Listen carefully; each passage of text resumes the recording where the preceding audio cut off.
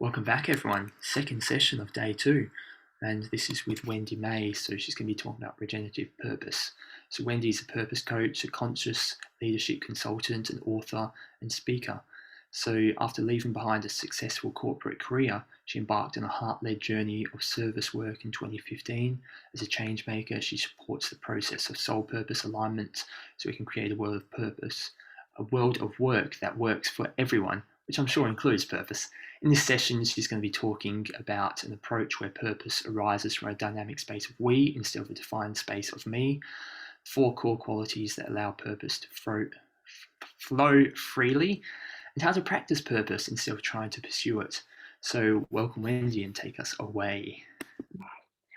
Thank you for that lovely introduction. And wow, always sound much more impressive on paper than I feel in myself sometimes. Yeah, thank you to you, Steve, and to Mark, and to the whole team for putting together this event. I know that it's a lot of work. Um, hmm. Yeah, it's funny. I participated in my first Global Purpose Summit in 2018. This was back in San Francisco, back in the day when we still had in-person meetings. And at that time, it was sort of a strange thing to do, to have 2-day conference just about purpose. And now suddenly, this is like, I think this is the third online purpose summit that I've been part of in this past year. And I think lately I've been seeing a lot of people writing about purpose, and it's, I think, safe to say that purpose is trending, which is a big part of why I'm here, because I think that when something that used to be kind of a fringe thing becomes commonplace in our collective consciousness, there is a huge opportunity for expansion for humanity, to evolve in this moment and really look at why we're here and what we're doing here in this life. Actually, I want to start with a question. And if we were in a physical room together, I would ask for a show of hands. It's not really practical in a Zoom room. So maybe I'll ask for a show of hearts, and you can just type a little emoji in the chat if this resonates with you. So my question is, how many of you have ever felt tension or anxiety or some sense of being lost, not knowing what your purpose is?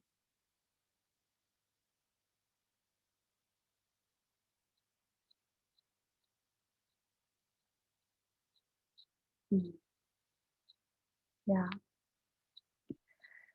So this is the interesting conundrum, because as purpose is expanding in the collective consciousness, there is both an opportunity and a challenge. So I think that we kind of have this idea that purpose is desirable, right? We generally think purpose is a good thing to have.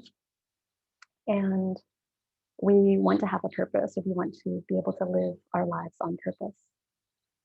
Now, the tricky thing about that is that whenever we have something that we hold up as desirable, there is the potential for there to be a lack narrative around that. So this idea of, I don't know what my purpose is, or I don't have it figured out yet, creates stress, which is actually counter to purpose. So this is where my interest comes in. So I'm interested not so much in the question of what our purpose is, but how we're doing purpose. Because the thing is, we can have all sorts of beautiful, noble purposes that we are working on, whether it's, we're starting a clean energy company, or running a meditation center, educating people about ocean plastic pollution, right? All sorts of beautiful causes that we can get behind. But the thing is, if we're still doing it in the old way, in an old paradigm way of personal empire building and striving, and sort of this egocentric perspective, we're really kind of missing the point.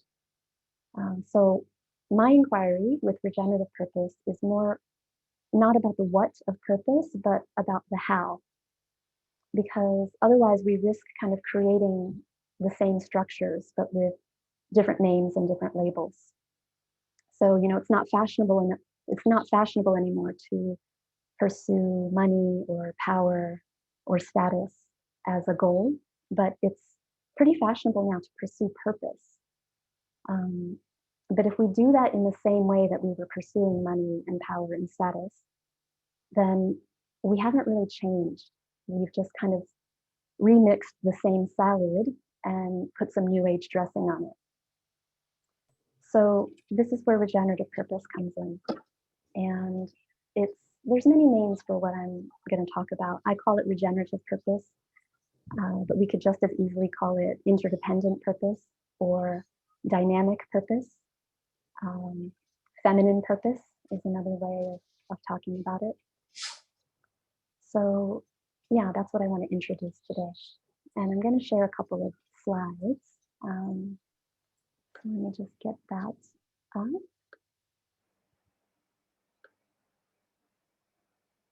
You can see my screen?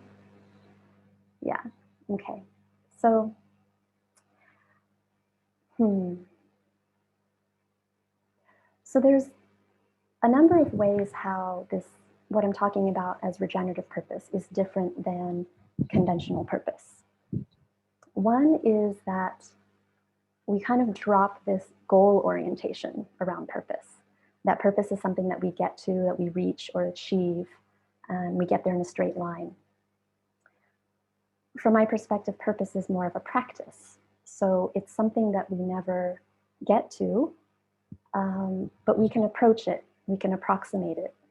I always think about this idea of a sine wave, I think, where you kind of have like a midpoint, and then you have this line that's going up and down, right? And half of the time you're above the line, and half of the time you're below the line. But as you keep adjusting and adapting and course correcting along the way, there are moments when you touch the line, and there are these moments of grace and alignment that we feel. But effectively, we're always kind of rebalancing ourselves to get back in the right direction. So that's one important distinction, I think, between this conventional purpose and regenerative purpose. And you could see this as a continuum also from more of a three-dimensional understanding of purpose to more of a four-dimensional or even five-dimensional understanding of purpose and how it works. Some of the other things that distinguish this new paradigm purpose from old paradigm purpose is that we don't just have one purpose. Our lives are multi-purpose. And also, purpose is not something that we define or diagnose about ourselves. It's not something that's encoded in our DNA, but it's dynamic. It's always changing, evolving, transforming, just as we are as part of life. And purpose isn't personal, right? So this is what Steve was mentioning in the introduction about not being a question about me, but being a creation in the space of we, that there is a relational aspect of purpose. So purpose doesn't exist in a vacuum. I can't go and sit in a room by myself and figure out what my purpose is because it wouldn't be relevant. I can only know and understand and embody my purpose in the context of being in a conversation with the rest of life, with the rest of humanity, with my community. And yeah, it's a conversation. This last one is really important. The idea that purpose is formed versus purpose is experienced. And we tend to get a little twisted about this in a lot of different ways, that I think it's human nature for us to focus on the form or the thing that we can see and touch, the tangible object. And yet a lot of times when we say we're looking for purpose, what we're really looking for is an experience. So we can kind of question ourselves, right, around the form versus the experience, right? So do you really want to marry a PhD in astrophysics who speaks 7 languages and makes a mean lasagna? Or is it that you want to feel loved and seen and supported?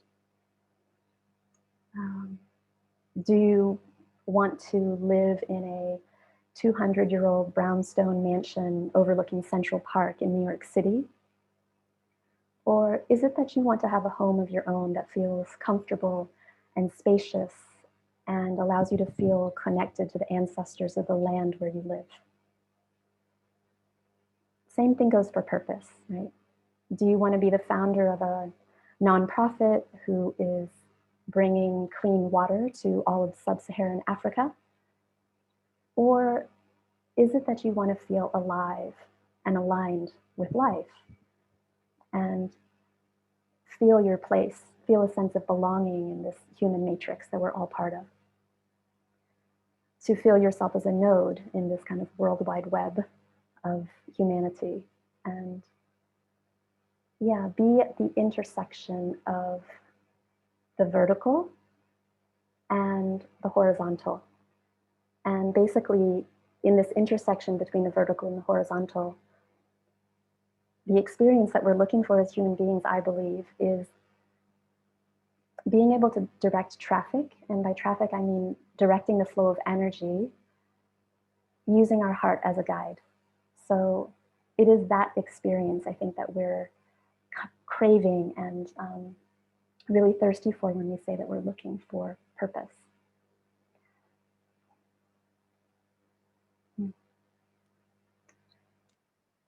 Yeah. So I think before I go on to talk more about regenerative purpose, I want to spend a little bit of time talking about where we've been. Um, this is a Venn diagram, which, Wendy, may I just quickly say, is it possible to try to speak slightly louder? yeah, let I me bring the think, microphone a little closer. Can you hear me better now?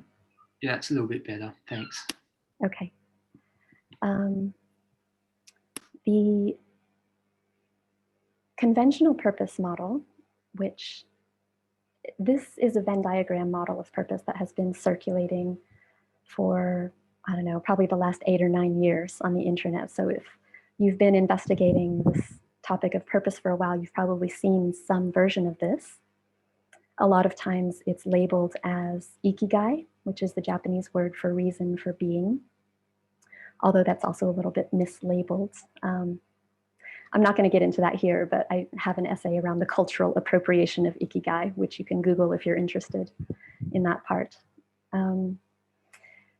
So this Venn diagram model of purpose is presenting a diagnostic approach, right? It's looking at these 4 categories of things: what you love to do, what the world needs, what you're good at, and what you get paid for, and treating it as a problem set.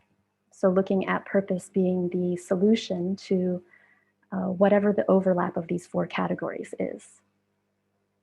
So I interviewed the woman who created this model when I was writing my book, and she's a lovely human being, and I think that this is a really important step in our understanding of purpose, that in some way, these 4 dimensions are really an integral part of purpose and manifesting our purpose. So I don't want to throw this out. It's still very much a useful model, and I would say even foundational model for where we're going next. And I also think that there's room for us to expand and to upgrade this model as we're becoming more evolved and more sophisticated in our understanding of purpose.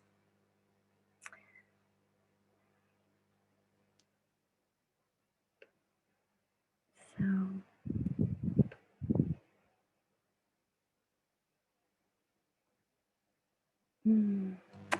I want to go through each of the elements from the old model of purpose and talk about expanded definitions of what those might look like in the new paradigm. and how we can kind of broaden our understanding of these different dimensions. So the first one here is around what you love to do.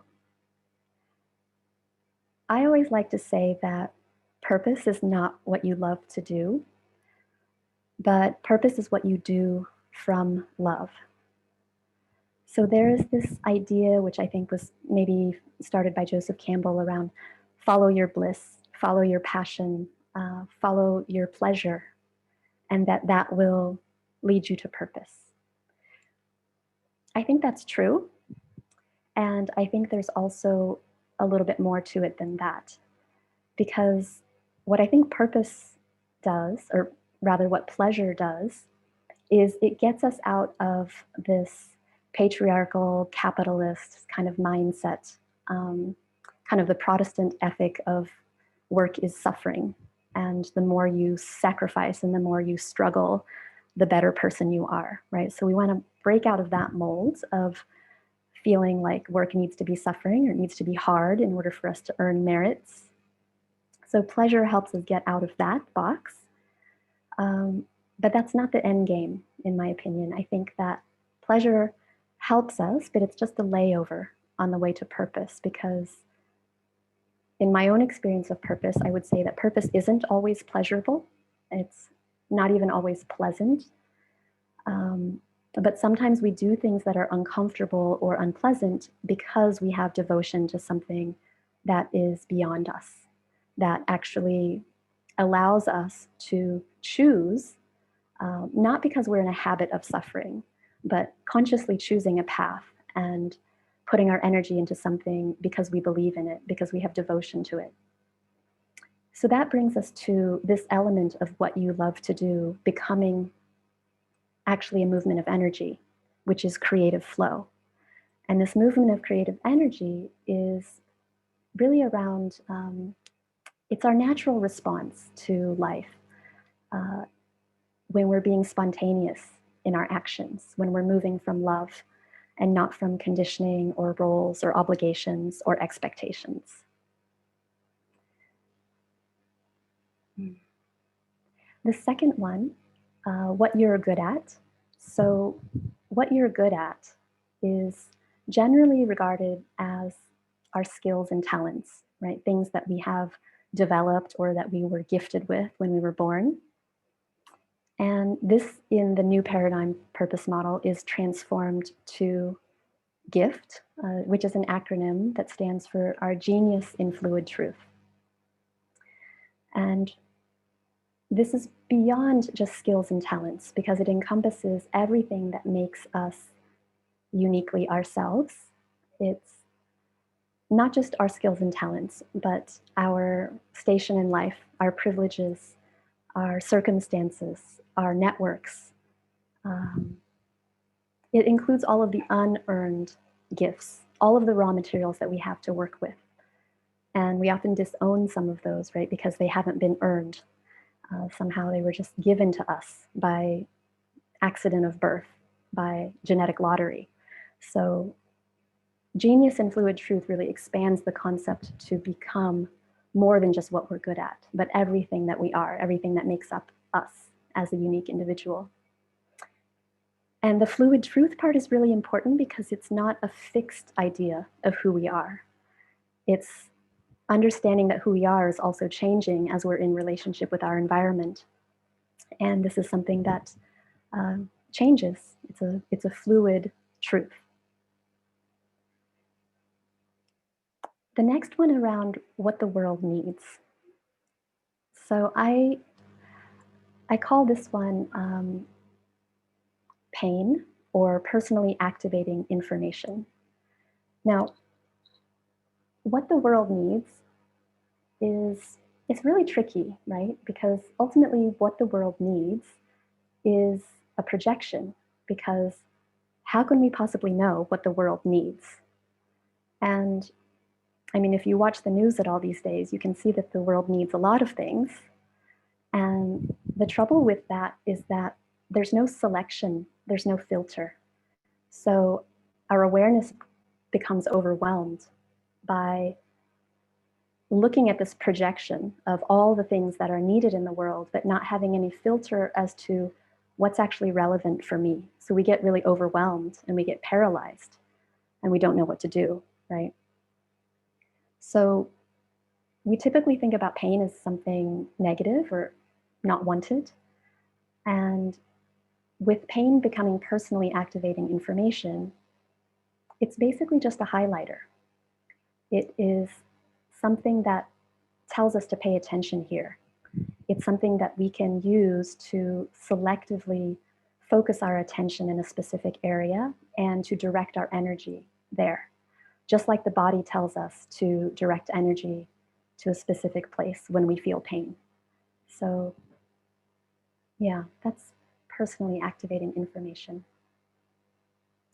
This last one around what you get paid for. So, what you get paid for, it's great. We definitely, in our three-dimensional reality, need to get paid and pay the bills and support ourselves on a material financial plane. But the expanded notion of this is abundance flow. And abundance flow includes money, but it is not only money. It includes connections, insights, support, guidance, love, recognition, community. It's pretty much everything that supports and nourishes and guides us. So, yeah, here we have an expanded notion with abundance flow. And there's a lot of innovation happening in this area, which is pretty exciting to see with uh, pay what you can models and an understanding of the attention economy, right? So people being more conscious about their use of social media or apps and things like that. We're starting to understand that the resources that we have available to us is not just limited to money and things. And what I would love to see is this future economic ecosystem where we're creating these double positive exchanges, where it's not just one person gives and the other person receives, and there's a finite amount of resource, but that actually in the process of designing these exchanges, we're able to do so in such an elegant way that we actually create more value than there was before.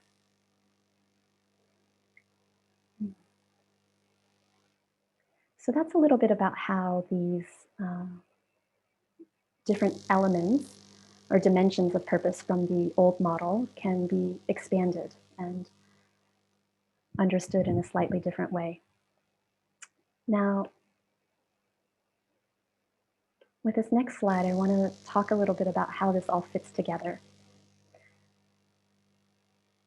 The regenerative purpose model is a flow cycle instead of a Venn diagram. And these elements are basically, well, so with gift and pain, these are basically radio towers. They are signal emitters and receivers, you could say. And I think of gift on the left side as being the individual element, and the pain on the right side is the collective element. I know this is a bit confusing because it's still personal, because it's personally activating information, but it's the collective element in the sense that it's information that arises from our interaction with the world around us. So it's the collective element. If you look at this from a polarity perspective, gift would be the positive pole, right? What we are, what we're made up of, all of the things that make us who we are is a positive pole. And this, what is happening in existence in our environment, in the ecosystem around us, that is a negative pole. And there's a natural attraction between these two things, right? Like magnets, that they attract each other and they want to come together. And what that creates is a flow of energy.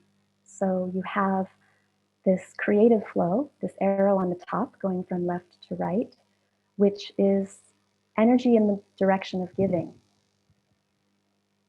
It's energy going out from the individual to the world. And it's really the art of responding. And to complete the circuit, you have this energy flow coming back from the collective to the individual, which is abundance flow. And that's what makes it sustainable, right? If you are missing any of these pieces, purpose work becomes depleting or distorted in some way. So instead of trying to figure out what our purpose is and pursue it, it becomes a dance. It's an interdependent dance between us and the rest of the universe. And it's effectively about balancing, right? So we're balancing our ability to tune in to ourselves, our ability to tune out to what's going on in the world. We're also balancing these movements of energy, of giving and receiving. And there's a balance also of being and doing. So this is what creates the dynamic, interdependent, co-creative cycle of regenerative purpose.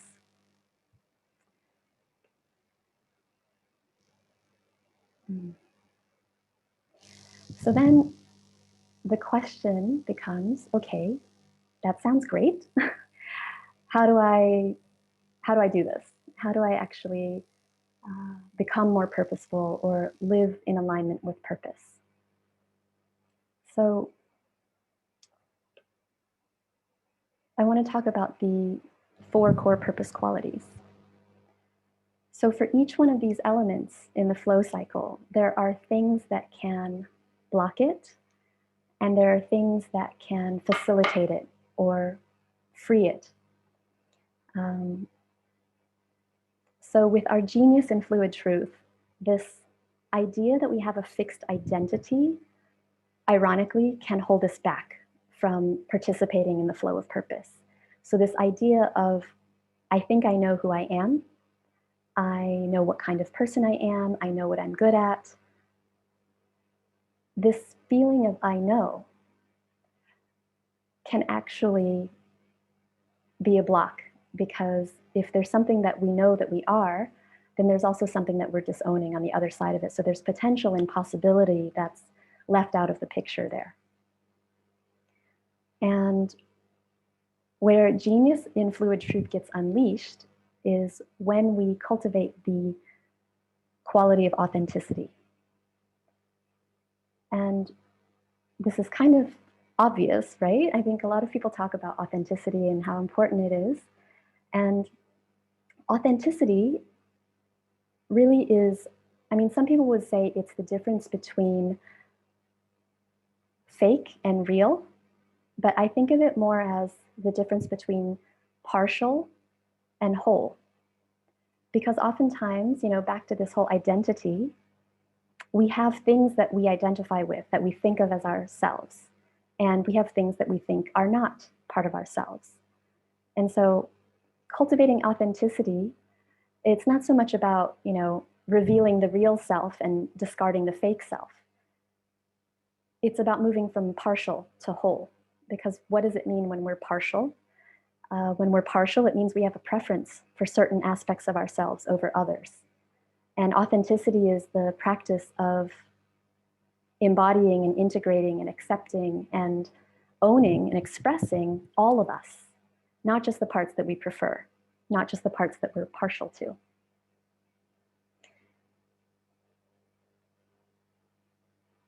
The second one, with personally activating information, what blocks it is the signal overwhelm. And what we want to do here is cultivate the quality of attunement. So in the world today, we're getting bombarded with messages all the time, right? We're just absolutely flooded with so much data and information all of the time that it just completely, it's like mind freeze. So it's really a task. It takes a lot of effort to sift through all of that noise and know what of the information that's coming to us is actually important for us to receive? What does our radio antenna, what does our receiver actually need in order to fulfill its purpose? And then being able to filter out everything else and kind of just let that drift by us without causing too much distraction or stress or anxiety. And attunement is what allows us to listen to those signals that are meant for us and kind of block out the noise, which can confuse us or paralyze us. Now, with creative flow, the conditioning that is here with creative flow is this goal orientation, right? So we're trained from a really young age, from school and all of our training through adulthood, work situations, to be focused on the outcome, to be focused on the goal. And what we want to cultivate instead is the ability to respond, responsiveness. We want to be able to engage in life, not from conditioning and expectations, but whatever the spontaneous action is that's arising from presence and arising from love. With abundance flow, the thing that blocks it or contracts it is the myth of independence, right? So we have been completely brainwashed with this about needing to be independent, self-sufficient, having our own everything, instead of being in this more sharing and exchanging and having access to resources instead of having to own resources. So this is also something that we see shifting in our current paradigm, which is we're realizing that we actually don't need to own and control and manage so much stuff. When we relax and we trust in the universe, that everything is provided for. And cultivating the quality of receptivity is what allows us to be open to that. And again, receptivity to not just resources and money, but also guidance and support. Sometimes it's redirection or rejection, which is something that we're receiving also, which is part of being in abundance flow.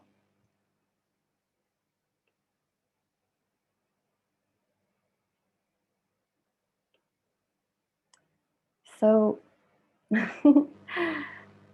this brings me to how do we actually manifest this, right? So if we go back to these qualities, this is a long-term game, right? We can cultivate authenticity, attunement, responsiveness, receptivity, and this creates a fertile ground for purpose to grow, right? We're actually creating this friendly environment for purpose to enter when we cultivate these qualities in ourselves. And this is something that we can develop over time. We can become more authentic, more attuned, more responsive, more receptive. But this is a long game, right? So oftentimes people will ask me, okay, that's nice, but how do I get my purpose now, right? How do I kind of form or manifest my purpose in the now? So that brings me to this next page, where effectively what we're doing on a day-to-day basis, if we embrace this notion of purpose, is we are learning to manage our own domain, right? So as the sovereign ruler of our own kingdom or queendom, we call the shots in our space. And regenerative purpose basically asks us to mind our own business with an ecosystem awareness. So minding our own business means taking care and being conscious with how we're using our body, our energy, our time, our money, our attention, our relationships, all of the things that are ours to decide, to choose about, we bring intention and we bring awareness to that. And it comes down to basically two kinds of commitments, right? So rather than having a purpose statement, which is sort of a boilerplate kind of, this is my purpose, we make commitments to ourselves and to others with this frame of managing our own business. And there's a feminine aspect to that and a masculine aspect to that. So the feminine is really around selection. It's around space and what we allow into our space with intelligence, right? So you see this image of the sperm and the egg. This is really about being receptive, but not passive, because there is a choosing process, what goes in and what stays out. We have boundaries that we decide upon what is allowed in our domain as the sovereign ruler of our kingdom or queendom. And this also becomes ritualized, right? We practice it by clearing our space on a regular basis and making sure that that space is clean and open. On the other hand, we also make direction-based commitments. So this is a practice that I call devotional decision-making. And devotional decision-making, you could say, is the masculine aspect of this. It's around choosing which way to go. So again, there's intention, there's awareness, there's choice-making happening. And we're deciding to turn left or to turn right or to go straight or to stop.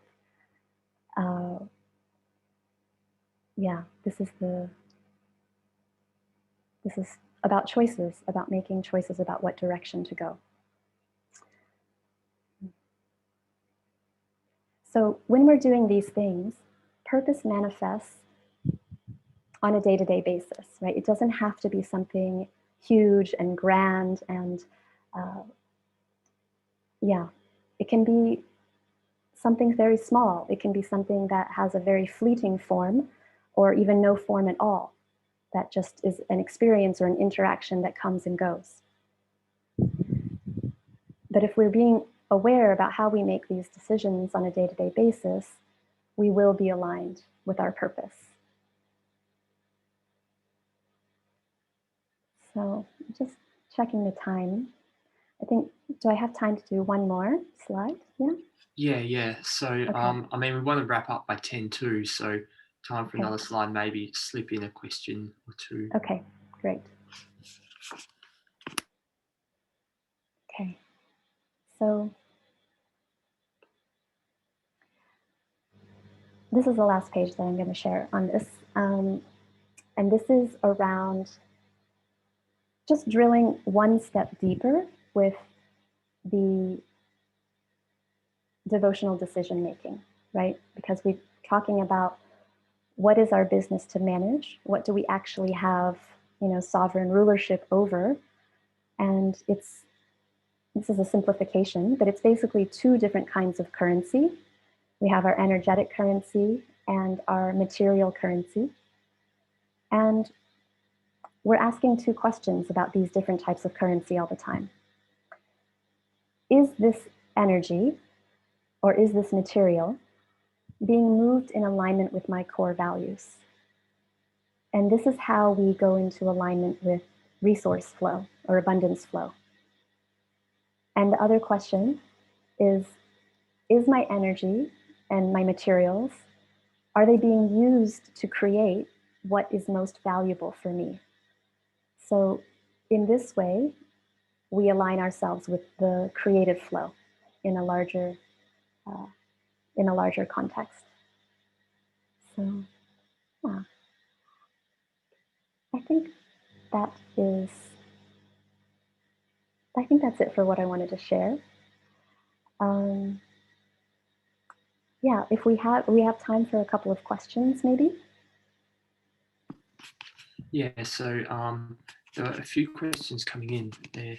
Would anyone like to either also drop questions in here, or would you like to sort of raise your hand, as long as you've kind of clarified the question, it's within like a sentence or two, not like a 3-minute talk beforehand. So let me just find these questions. There was a little bit of a suggestion around like practicalities of some of these bits because it's nice to see the models, but sort of get practical examples. And I guess connected to that would be Lisa asking, would like to know any suggested strategies to cultivate attunement. Mm, yeah, I think the first step in cultivating attunement is being aware of where your information is coming from. So just simply monitoring, your social media usage, what news sources you're reading and watching, because a lot of times we're receiving a lot of information habitually without really noticing that process.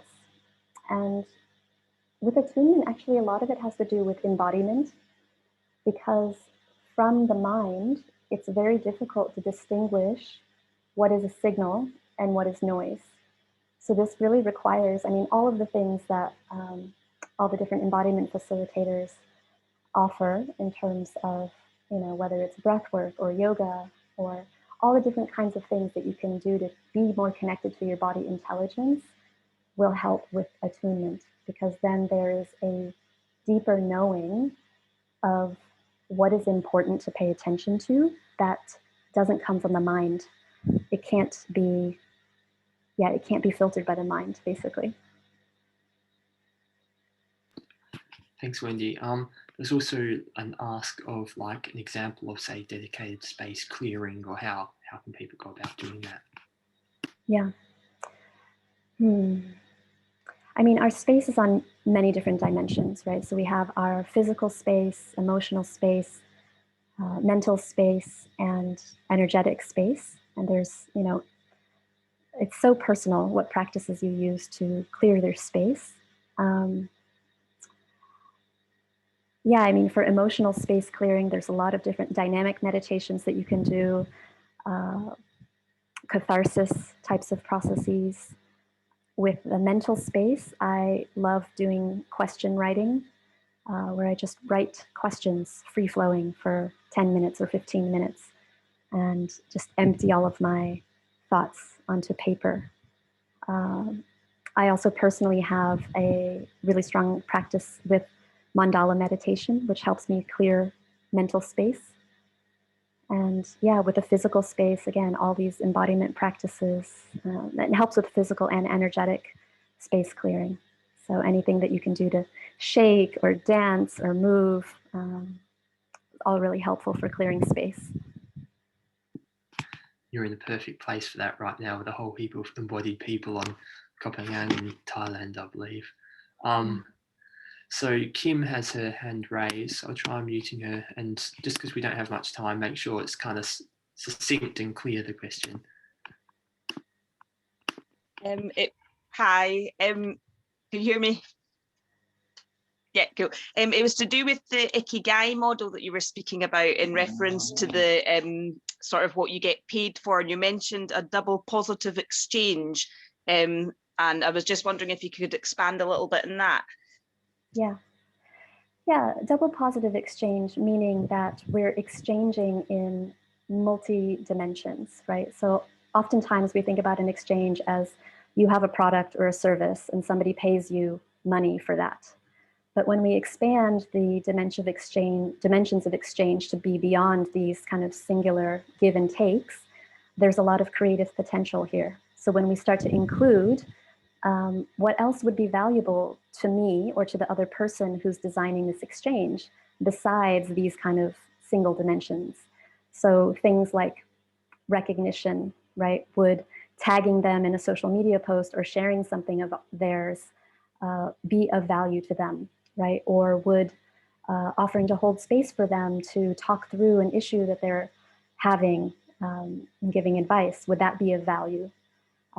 Would introducing them to somebody from my community who I know could support them in what they're doing, would that be of value, right? So, or would linking to them on my website so that people who are finding me are also finding them, would that be something else that could be of value, right? So it's really getting creative around the dimensions of exchange and expanding that so that there is something new created that didn't exist before. Like there's some value that's arising in the process of making the exchange. It's not finite.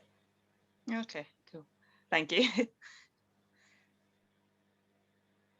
Right. There's two bits I'll go for. A few people are asking if you could pop that last slide up very quickly again, Wendy, just because they didn't quite get the last note or something like that. The slides are all on my website, so you can download the infographic with all the slides if you go to regenerativepurpose.com. Yeah, and on that, for the people, I've been posting the link there, but Wendy's also offering her ebook on regenerative purpose for free, so you can also get that there.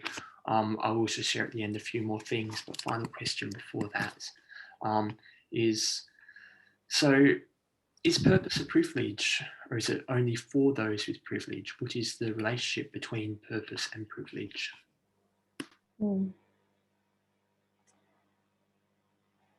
This is a really good question. I actually have a whole chapter in my book about purpose and privilege. I think it's a really important thing for us to understand when we're talking about purpose work. What I would say about that is that when we decouple purpose from the form, we can see that purpose is for everyone and in everyone and moving through everyone. The reason why it might look different, I think, is because we're focused on the form, right? So if you have more privilege, this goes into the gift, right? The genius and fluid truth. You have more assets, you have more kind of raw materials to work with. You have a platform, you have a network, you have a language ability or education, or you're just part of certain social circles that others don't have access to. That privilege means that you have the possibility to potentially manifest a form of purpose that is more visible and long-lasting than someone who has less privilege. That doesn't mean that people who are less privileged don't have a purpose. It just means that we've devalued their purpose because it doesn't necessarily manifest into a lasting form. So the tricky thing about saying that purpose is a privilege is that it leads to two things which I think are not so desirable. One is that it gives us an excuse to not engage in purpose because we think, oh, it's not equal, not everybody can have a purpose, so, I don't want to be privileged, right? So I'm just, going to live a simple life and not engage in purpose, which I think is a mistake or missed opportunity, let's say. And the other thing that seeing purpose as a privilege can do that's not beneficial is that we take on a savior mentality, right? So if we think that purpose is only for people that have privilege, and we kind of take that on as a burden or a responsibility, if we see ourselves as one of the people that have privilege, that can quickly become really heavy, right? So we take on this kind of martyrdom and savior thing where I'm here to save the world, but that ultimately doesn't help us or anyone else in the end. Thank you, Wendy, and pretty much awesomely on time with this. So Wendy's site is heywendymay.com. There's that ebook offer. I think it's timing out for the odd person, like it's working fine for me and lots of others. I think it's timing out for the odd person. Maybe it's like extra graphically, but go to the website and find your way there as well. You can also get in contact with Wendy there, I'm sure. And also, if you do want to find her on social media, like, LinkedIn or Instagram or Facebook or Medium, it's just at heywendymay, and you'll be able to find her on each of those. Is there anything else, Wendy? I'm going to come back to you for your final top tip on purpose in a minute, but is there anywhere else people can find you? No. I've got it all down. Okay, I got it correct this time. So just in terms of the next session, everyone, if you're someone who's too nice at times, we've got the master of working with too nice people, Erica, coming up. So she's going to be doing a session which is obviously a little bit sarcastic, how to not live your purpose. So a good girl's guide to living someone else's life. So that will be fun. So do join us there. We'll have a quick little break before that one starts in about 10 minutes.